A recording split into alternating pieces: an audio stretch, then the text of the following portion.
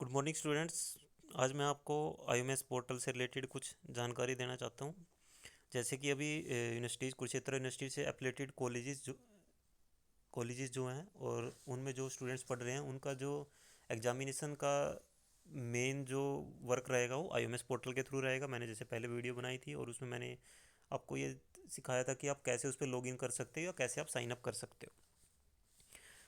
अभी जैसे examination form भरे जा रहे हैं, अभी जो एग्जामिनेशन फॉर्म भरे जा रहे हैं वो फर्स्ट सेमेस्टर, थर्ड सेमेस्टर के फ्रेशर एग्जामिनेशन फॉर्म भरे जा रहे हैं और फर्स्ट सेमेस्टर रीअपियर के वो स्टूडेंट्स के लिए जिनकी थर्ड सेमेस्टर जो भी थर्ड सेमेस्टर में है और जिन्होंने फर्स्ट सेमेस्टर में जिनकी रीअपियर आई हुई है।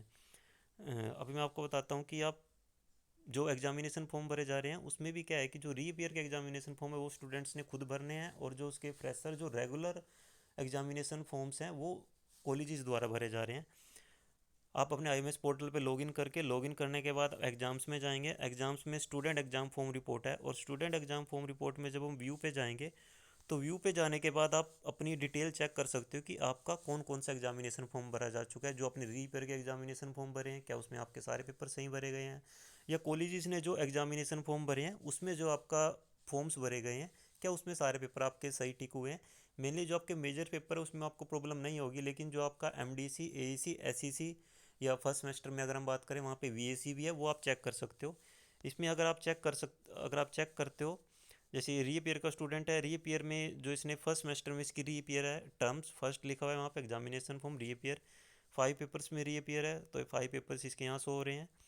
और जो थर्ड सैम का स्टूडेंट है तो थर्ड सैम में जो इसके फ्रेशर एग्जामिनेशन फॉर्म भरे गए हैं जो कॉलेजेस ने भरे हैं, इसमें इसकी सारी डिटेल है कि कौन कौन सा पेपर कॉलेजेस द्वारा भरा गया है।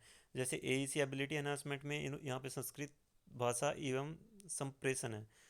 अगर इनके पास संस्कृत नहीं है, कोई दूसरा सब्जेक्ट इन्होंने पढ़ा है तो ये अपने कॉलेज को रिपोर्ट कर सकते हैं कि मैंने ये पेपर नहीं पढ़ा और एईसी में ये मेरे जो ऑप्शन है वो गलत भरा गया है।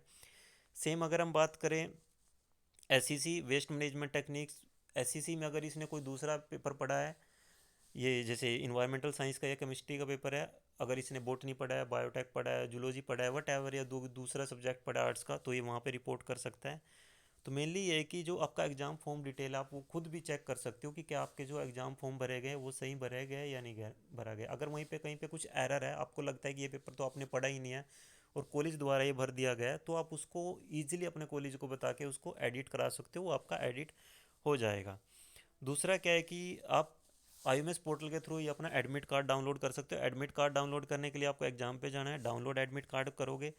जो आपका एडमिट कार्ड है वो तभी डाउनलोड होगा जब कॉलेज आपको एनओसी प्रोवाइड कर देगा, नो ऑब्जेक्शन सर्टिफिकेट कॉलेज की तरफ से एक प्रोवाइड होता है। अगर जब आपको वो सर्टिफिकेट मिल जाएगा उसके बाद आप इजीली एग्जामिनेशन जो आपका एडमिट कार्ड है वो डाउनलोड कर सकते हो। और रीअपियर के लिए भी आपका एडमिट कार्ड डाउनलोड होगा और फ्रेशर एग्जाम के लिए भी आपका एडमिट कार्ड डाउनलोड होगा। वो तभी होगा जब सारा जो एग्जामिनेशन फॉर्म भरने की प्रोसेस कंप्लीट हो जाएगी, उसके बाद जब कॉलेज आपकी फ़ीस पे कर देगा और फीस पे करने के बाद जो आपका एनओसी या कॉलेज वहाँ से जारी करेगा उसके बाद आप अपना एडमिट कार्ड डाउनलोड कर सकते हो।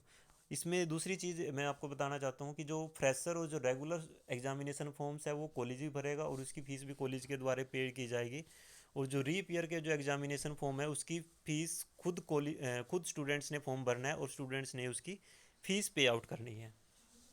दूसरा कि कुछ स्टूडेंट्स की क्वेरी आती है कि उनका जो इमेज जो उन्होंने अपलोड किया है वो सिग्नेचर अपलोड कर दिया, सिग्नेचर की जगह इमेज अपलोड कर दिया, अभी उसको एडिट करने के लिए कोई भी ऑप्शन अवेलेबल नहीं है, तो उसमें अभी कुछ भी नहीं किया जा सकता। थोड़े टाइम बाद अगर यूनिवर्सिटी ऑप्शन प्रोवाइड कर दिया तो आप उसको इजीली एडिट कर सकते हो। और एक लास्ट इसमें क्या है कि कुछ स्टूडेंट्स की डेट ऑफ बर्थ भी गलत है, उसमें डेट ऑफ बर्थ को अभी चेंज नहीं किया जा सकता।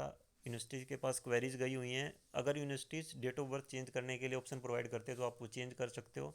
अदरवाइज अकॉर्डिंग टू मी मुझे नहीं लगता कि इसमें आपको किसी भी तरह की कोई प्रॉब्लम आने वाली है। इसमें आईएमएस पोर्टल में अभी फ़िलहाल के लिए यही जानकारी थी। तो आई होप आपको जो छोटी मोटी अगर आपकी कोई क्वेरी है फिर भी आप कमेंट कर सकते हो, उसका मैं आपको रिप्लाई दे दूँगा। Thank you.